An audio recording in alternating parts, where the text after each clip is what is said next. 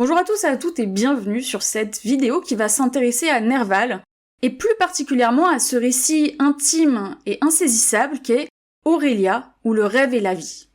Mais tout d'abord, qui est Nerval? Gérard de Nerval, de son nom de naissance Gérard Labrunie, est un poète et écrivain français du XIXe siècle, né en 1808 et mort en 1855. On le considère comme une figure majeure du romantisme, à savoir un courant littéraire, artistique et philosophique qui, contre l'idéal esthétique et les règles du classicisme, privilégie l'imagination, la sensibilité et l'introspection. C'est bien là définir l'écriture de Nerval. Georges Gusdorff le décrira d'ailleurs comme, je cite, « le plus pur des écrivains romantiques en France ».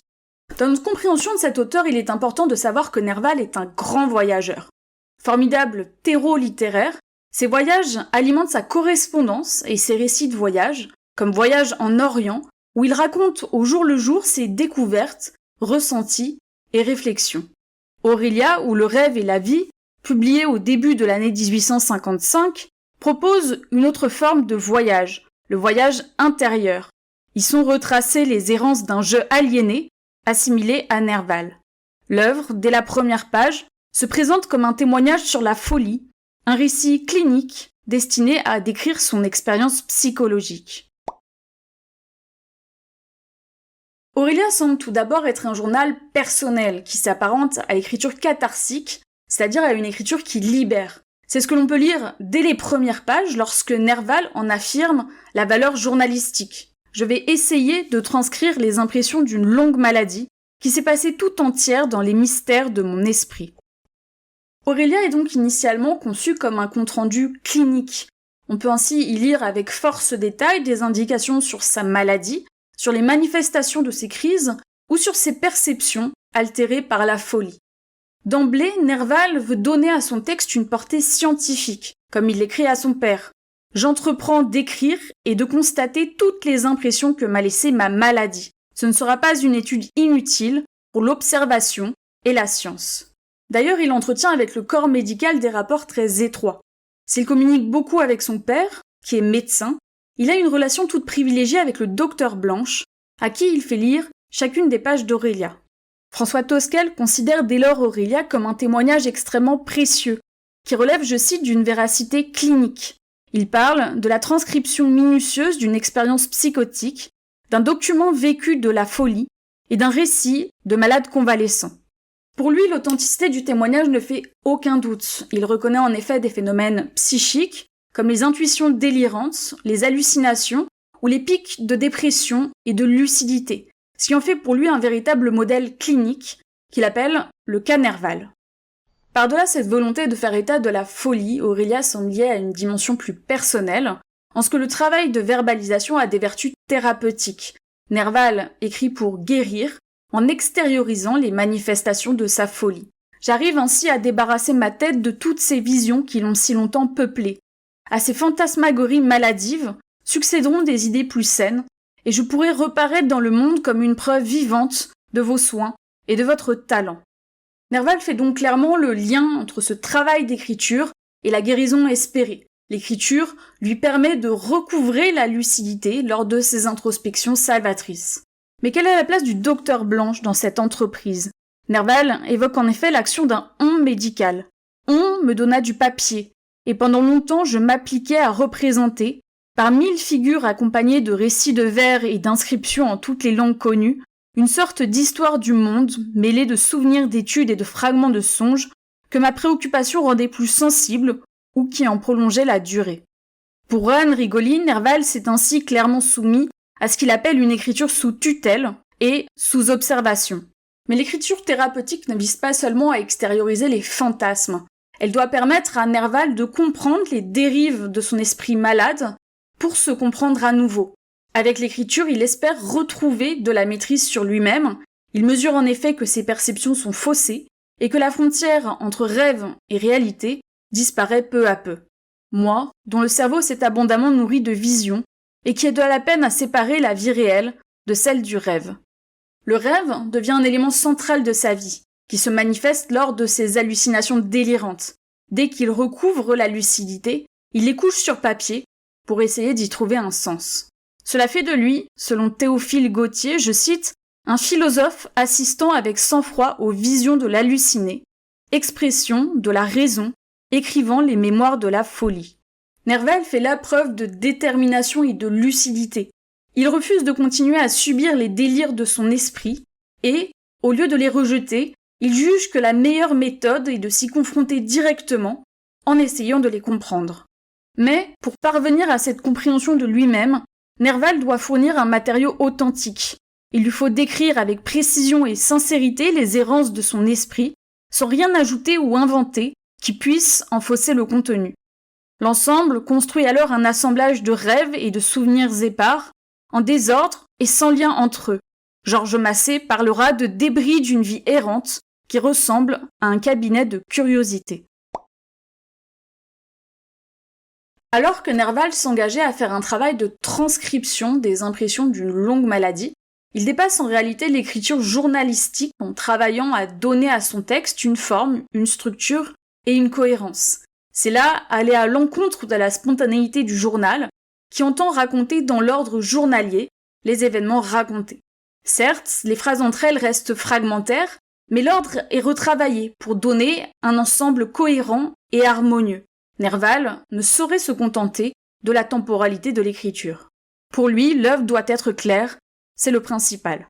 À partir de mai 1854, sa correspondance rend clairement compte de la charge de travail de correction et de recomposition qui passe notamment par la transposition du présent du journal au passé de l'œuvre littéraire. À son médecin, il écrit « Je ne vois pas encore ce qui est fait, car il faut que je corrige d'après l'ensemble. » À Louis Houlbard, qu'il rajuste des morceaux. À son père, qu'il lui faut encore corriger des épreuves et mettre en ordre des pages écrites depuis longtemps. Cette dimension littéraire tente à épurer le biographique pour aller vers le poétique. On ne trouve ainsi dans Aurélia ni nom propre, ni date, ni lieu, car les références trop claires au réel ont été gommées. Par ailleurs, Nerval opère une sélection dans ce qu'il écrit, supprimant ça et là le trivial et le banal des événements du quotidien. Jacques Bonny interprète cela comme de la pudeur, qui conduit Nerval à chercher des formes moins directes que l'autobiographie ou le journal pour se dire et s'écrire. Cette pudeur déforme l'écriture en la rendant littéraire. Elle perd alors l'authenticité du réel lorsqu'elle rencontre les travers de l'écriture. Mais il y a également et surtout derrière l'ambition littéraire d'Aurélia une dimension plus prosaïque.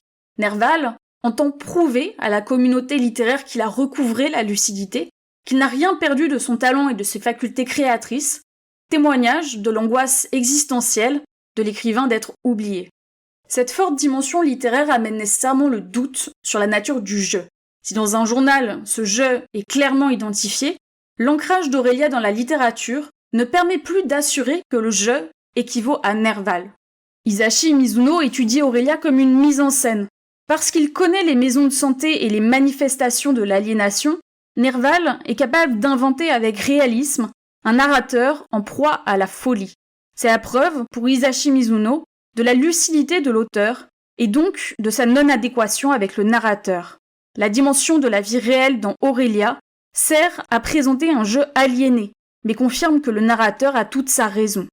Aurélia ne serait donc pas une transcription de l'expérience de la folie, comme l'affirme le jeu dans les premières pages, mais, je cite, une création artistique visant à donner l'impression qu'Aurélia est un témoignage de la folie.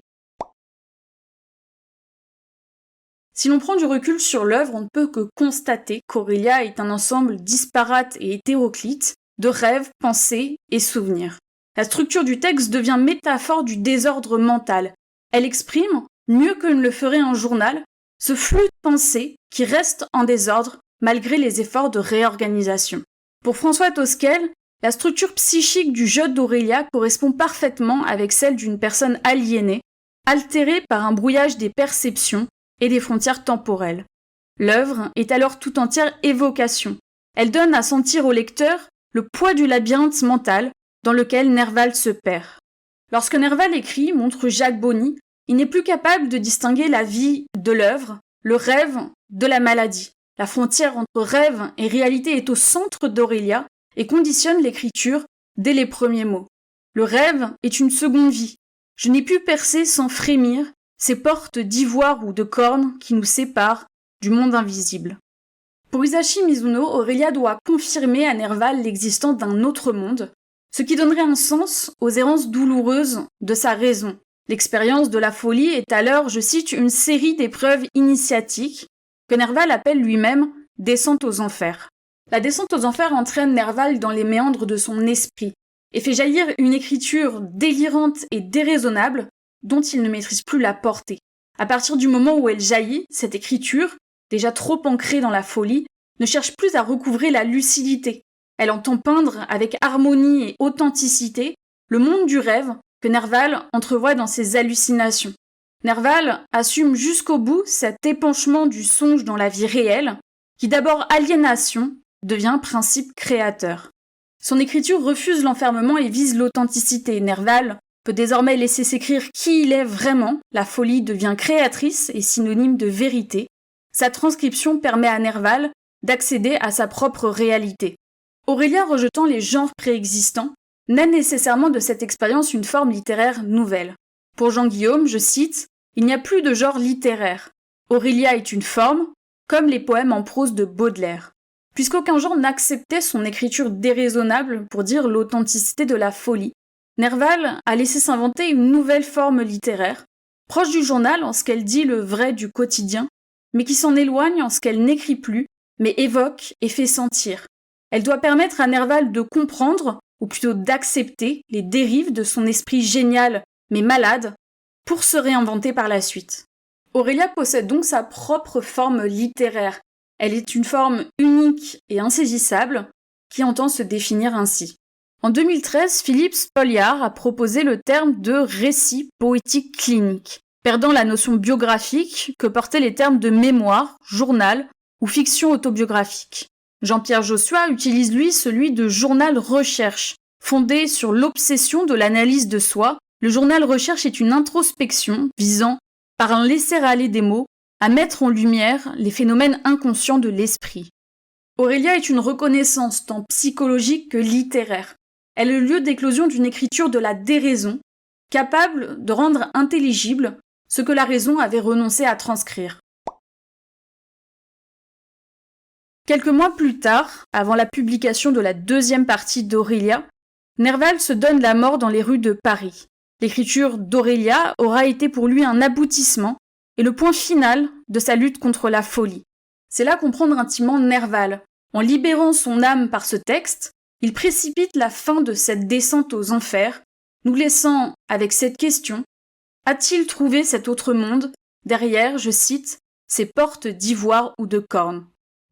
Merci en tout cas d'avoir regardé cette vidéo, j'espère qu'elle vous aura intéressé et que vous avez appris des choses sur ce récit très particulier qu'est Aurelia ou le rêve et la vie. Si le contenu vous a plu, n'hésitez pas à vous abonner, à partager la vidéo et à faire vos retours en commentaire pour créer un espace de discussion. Je vous dis donc à très vite pour aborder ensemble une nouvelle thématique autour de la littérature. Et en attendant, prenez soin de vous.